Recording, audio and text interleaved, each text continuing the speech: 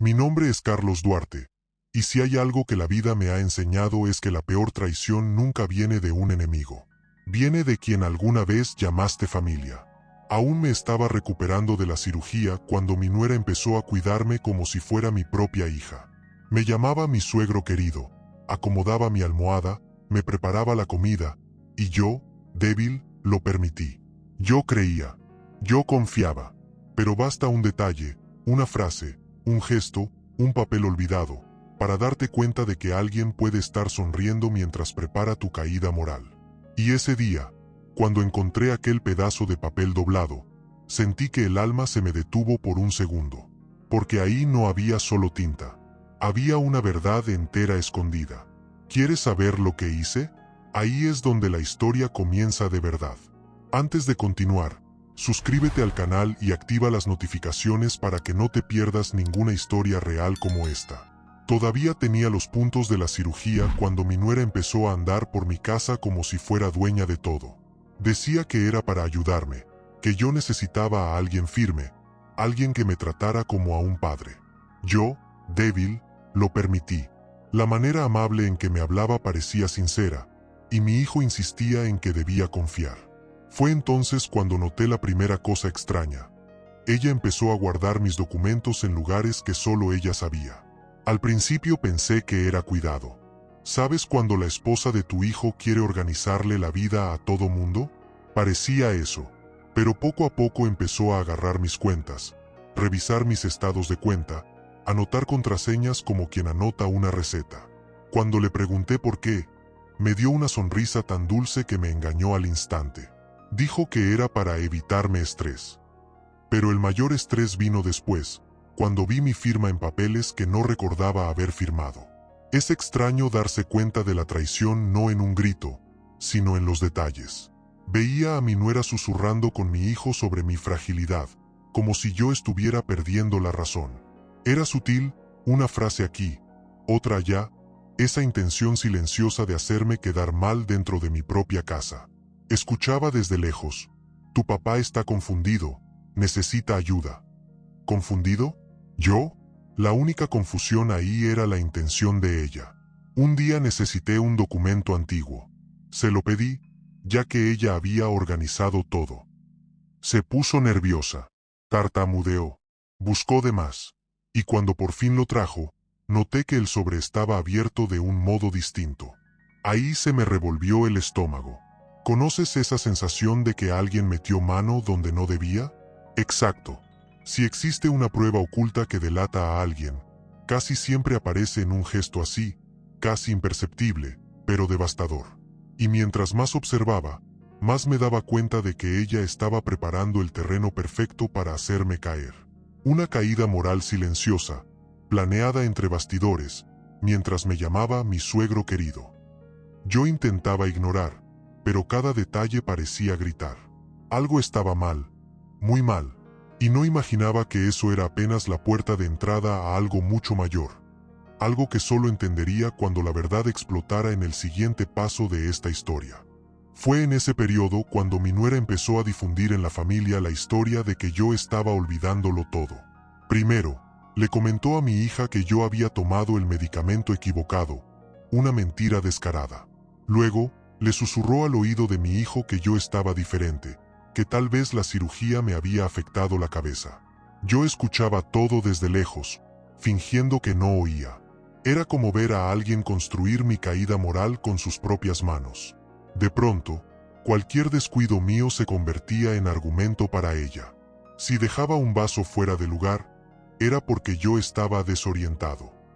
Si preguntaba la hora, era porque yo estaba confundido. Eso empezó a correr entre la familia como si la esposa de mi hijo fuera la única voz sensata en la casa. Era impresionante cómo manipulaba cada frase, cada gesto, como si hubiera ensayado todo frente al espejo antes de herirme. Lo más cruel es que ella no me acusaba abiertamente. No, hacía algo peor. Decía que estaba preocupada por mí. Yo solo quiero el bien de mi suegro, repetía, tomando mi mano como si fuera una santa. Y entre más fingía cuidado, más creaba la imagen de que yo necesitaba a alguien que administrara todo. ¿Y a quién sugería? Claro, a mi hijo. que, sin darse cuenta, le entregaba las decisiones financieras como quien entrega una llave. Cuando me di cuenta, ella ya le había pedido que me ayudara con el banco, que transfiriera temporalmente mi control financiero para evitar problemas. Yo quería gritar, pero me quedé callado, porque ahí, en ese teatro, entendí algo. Ella no quería solo dejarme en ridículo, quería reemplazarme en mi propia historia. Y lo peor es que estaba usando a mi hijo como escudo emocional, como si fuera un peón perdido en su juego. Las firmas empezaron a aparecer. Papeles que no recordaba haber tocado, límites cambiados, decisiones que no eran mías. La sensación era de doble traición, la de mi nuera y la de mi propio hijo, aunque él estuviera ciego por la manipulación. Sentí que la justicia se alejaba, como si yo estuviera siendo borrado poco a poco. Pero aprendí hace mucho que, cuando alguien intenta enterrarte, a veces solo te está empujando hacia la posición ideal para un regreso que nadie espera. Y eso era exactamente lo que yo empezaba a preparar, sin que ella lo notara.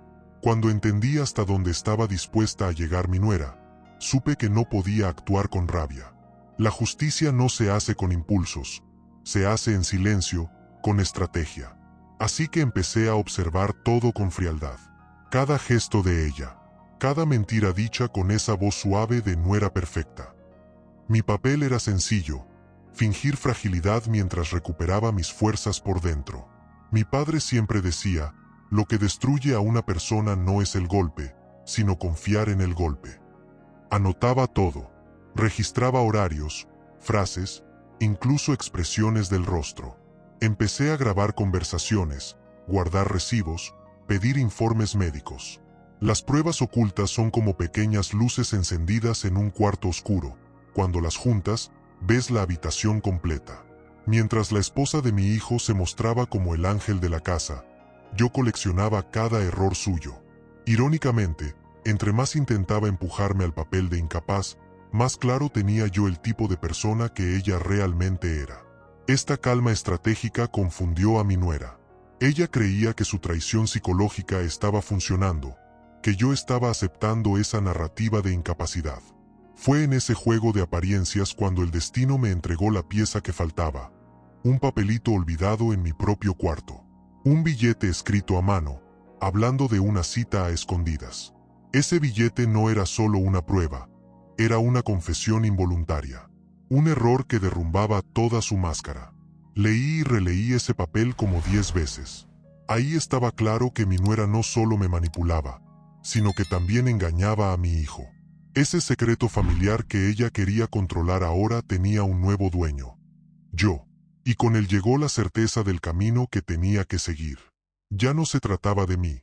Se trataba de proteger a mi hijo de la caída moral que ella estaba preparando para mí, y que acabaría destruyéndolo también a él. Entonces hice lo que cualquier hombre que ya lo ha perdido todo aprende a hacer. Planeé, pero planeé despacio, al ritmo de mi respiración. Sin prisa, sin ruido, sin mostrar que yo sabía la verdad. Porque la mayor venganza no es el grito, es el momento en que el culpable se da cuenta de que subestimó justo a la persona que creía tener vencida. Y yo sabía que el siguiente paso sería el inicio de la vuelta que ella jamás imaginaría. Con todas las pruebas ocultas en mis manos, entendí que no servía de nada confrontar directamente a mi nuera. Personas como ella no confiesan, se enredan en su propia mentira cuando uno enciende la luz correcta. Así que decidí crear el ambiente perfecto para que eso sucediera. Organicé una cena sencilla, pero simbólica, diciendo que quería agradecer mi recuperación y el apoyo de la familia. Cuando mi hijo se lo contó, mi instinto de suegro, curtido por la vida, lo notó enseguida. Ella se llenó de una arrogancia confiada. Llegó vestida como si fuera la verdadera protagonista de la noche. Sonreía, saludaba a todos, me llamaba mi suegro querido como si no hubiera intentado destruir mi nombre. La esposa de mi hijo parecía lista para un discurso, como si estuviera ensayando el reconocimiento público de su dedicación. Y eso me dio una fuerza inesperada, porque quien está a punto de caer siempre brilla un poco antes, es casi poético. Esperé hasta que todos estuvieran sentados. Hice silencio, ese silencio que incomoda. Empecé agradeciendo a mi familia, mirando directamente a mi nuera mientras decía que estaba mucho mejor de lo que ella imaginaba. Mostré mi informe médico actualizado, probando que mi mente estaba perfecta. Ella se congeló. La primera grieta en su muro apareció ahí, en el temblor de sus dedos. Era como ver a alguien que, por primera vez, se da cuenta de que la mentira ya no tiene poder. Luego vino la segunda ola, los estados de cuenta, los accesos indebidos, las firmas alteradas. Ella intentó intervenir, intentó interrumpirme, pero no tuvo valor para llamarme mentiroso. Con cada documento que ponía sobre la mesa, mi hijo se ponía más pálido. La miraba como quien ve la traición por primera vez, esa traición silenciosa que no grita, pero destruye por dentro. Y yo simplemente relataba, punto por punto, como la justicia finalmente estaba regresando a su verdadero dueño. Pero nada se comparó al momento en que saqué de mi bolsillo el papelito doblado. El billete que ella le escribió a su amante. La traición derramada en tinta. Un silencio tan denso se apoderó de la sala que parecía que se podía tocar. Mi nuera quedó inmóvil, y por primera vez, vi miedo real en sus ojos. No el miedo a la exposición, sino el miedo a la pérdida. Porque ahí, frente a todos, entendió que yo no era el hombre frágil que ella intentó desenmascarar. Yo era el suegro que ella jamás debió subestimar. Y lo que vendría después, bueno, eso nunca lo olvidaría. Cuando puse el billete sobre la mesa, mi nuera finalmente perdió el aire. Intentó agarrar el papel, intentó taparse el rostro, intentó cualquier cosa, menos asumir la verdad. Mi hijo quedó paralizado. Era como si una parte de él hubiera sido arrancada ahí mismo, frente a todos. Su esposa no solo intentó destruirme moralmente, sino que también lo traicionó de la manera más vergonzosa. Y, en ese instante, él entendió que había defendido a la persona equivocada todo ese tiempo. Entonces trató de cambiar de estrategia. Lloró, dijo que estaba arrepentida, me pidió que no le hiciera eso. Siempre es igual, quien manipula al padre, al suegro, a toda la familia, cuando es descubierto, se convierte en víctima de telenovela. Pero nadie cayó en su actuación. El silencio en la sala lo explicaba todo. Era la primera vez que mi familia veía sin filtros el tipo de persona que ella realmente era. Ambiciosa, calculadora y capaz de derribar a cualquiera con tal de mantener el control. Mi hijo, destrozado, empezó a pedirme perdón. No a ella, a mí. Me tomó la mano con fuerza, como queriendo recuperar todo lo que perdió al creer en las falsas narrativas de su esposa. Yo le dije que un padre es un padre, y que un hijo arrepentido merece un abrazo, no un castigo. Pero dejé claro, el arrepentimiento no borra las consecuencias. La justicia no es venganza, es equilibrio. Y ahora, el equilibrio tenía que volver a su lugar. Ella intentó justificar cada documento, cada mentira, cada firma como un malentendido. Pero una prueba es una prueba, y la verdad no necesita maquillaje. Le quité todo acceso a mis cuentas, pedí al abogado que anulara cualquier transferencia ilegal y dejé todo documentado. No la eché, no soy cruel, pero dejé que ella misma eligiera su destino. Y, en el fondo, sabía que ya no había espacio para ella en esta familia. Al final, mi nuera salió de la casa sin mirar atrás. Mi hijo se quedó a mi lado, prometiendo reconstruir nuestra relación. Recuperé mi autonomía, mi fuerza, mi dignidad, todo lo que ella intentó robar con manipulación. Su caída moral fue rápida, pero necesaria. Y mientras cerraba la puerta ese día, sentí algo que no sentía desde hacía mucho tiempo. Paz. Porque la verdad ganó. Y porque, incluso después de la peor traición, aprendí que nadie destruye a un hombre que conoce su propio valor.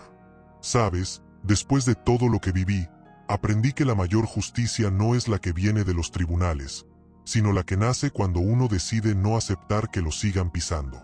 Pasé meses creyendo que estaba débil, que dependía de la buena voluntad de los demás, hasta descubrir que justamente quien yo más había acogido me estaba traicionando por la espalda. Y sí, duele. Duele como si te arrancaran un pedazo del alma. Pero la verdad es que nadie derriba a un hombre que conoce su propio valor. Nadie destruye a un padre que decide levantarse. Hoy, miro atrás y entiendo que mi nuera no destruyó mi vida, solo me reveló a quien nunca debió formar parte de ella. Y eso es lo que quiero que pienses ahora. ¿Quién, a tu alrededor, está sonriendo mientras prepara tu caída? ¿Hasta cuándo vas a cargar relaciones que te debilitan? ¿Hasta cuándo vas a ignorar señales que están justo frente a ti? ¿Hasta cuándo vas a permitir que alguien controle tu historia?